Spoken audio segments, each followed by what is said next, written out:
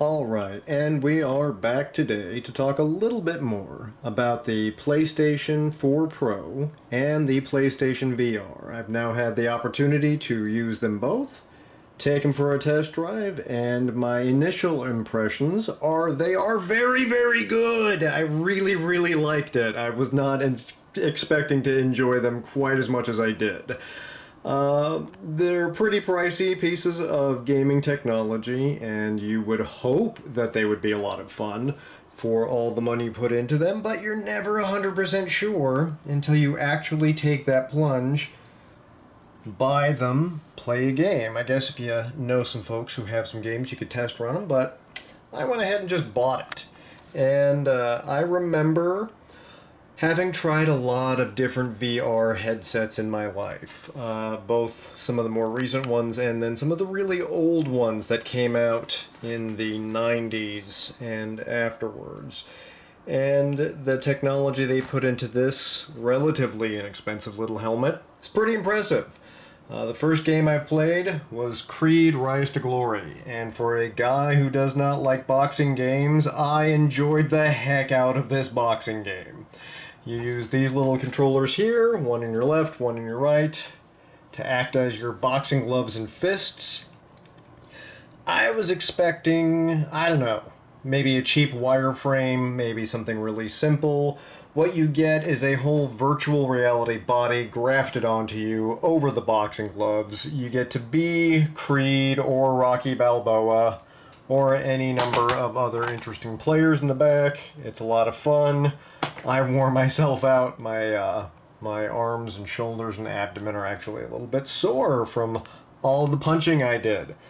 Played through the whole game in just a couple hours. It was a lot of fun. Really good workout, too. They said that it's there's a training mode, and it says like an exercise mode. I thought they meant exercise in the figurative term, but no, they mean literal exercise. You actually start to sweat when you play this game. It's pretty good if you need to burn some calories. And it's just a lot of fun. Again, I don't normally play boxing games or even sports games, but this one, A-OK. Just from beginning to end. If you're a beginner at sports games, I highly recommend it. Again, even if you don't like sports games, it's just fun punching a big electronic computer opponent in the face and knocking him on the floor. Really, I can't endorse it enough. The headset itself, a couple pros and cons. It works really well when you get it on properly. Every second up until you get it on properly is agony. It's just annoying and blurry, and you think you wasted your money on a really expensive thing. And then you tweak this here, you adjust that there, you get it on right, and then all of a sudden your field of vision clears up, and you can see it perfectly. It's actually a beautiful display. They've got little, I think it's HDR monitors in here. You can get a high-def signal if you buy the latest version. There is a little adjuster back here. I never use it. This is the important button. You hold on to that and it lets you elongate the strap to actually get it over your melon. There's also this little button here that lets you slide the display back and forth. That's really good for if you need to just move the visor forward just a little bit to look around the room to turn off a light switch, to make sure you're not tripping over a garbage can, stuff like that.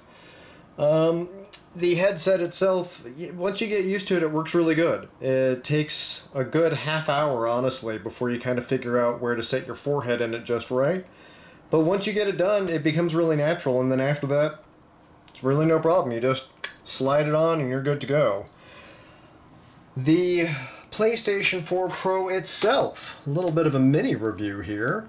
As far as an update to the original PlayStation 4, I think it's pretty good. The menus are similar but not identical. They seem to work a little bit more intuitively.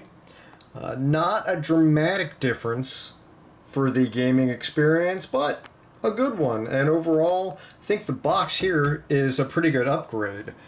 I like the addition of an actual eject button and an actual power on, power off button. The old PlayStation 4 had both of these, but if you own the old PlayStation 4, you know that it was kind of a magic trick to find them. They were just hidden back inside the panel, and there was kind of a touch screen interface here, basically, where you would touch it, hold it for a certain amount of time, and then it would pop out your disc or turn off depending on where you had pressed it, but no clear indication as to where was the correct place to press, and didn't give you the satisfaction like this does of a physical click.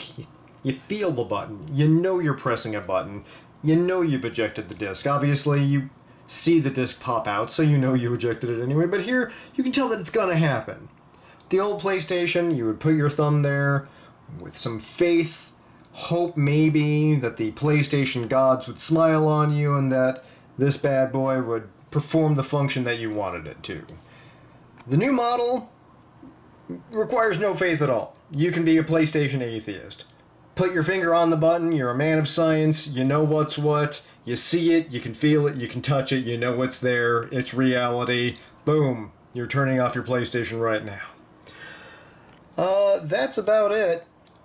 I will give updates and reviews on other games as I try them, but just wanted to give a little bit more insight into this system after I've used it.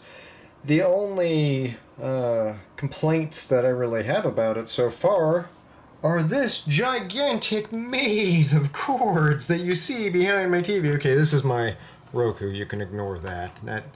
Sony doesn't bear the blame for that, but all back here.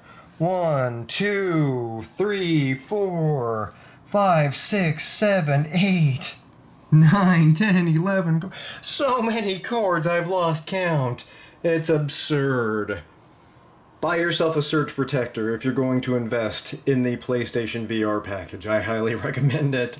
That's all for now. Thanks for watching.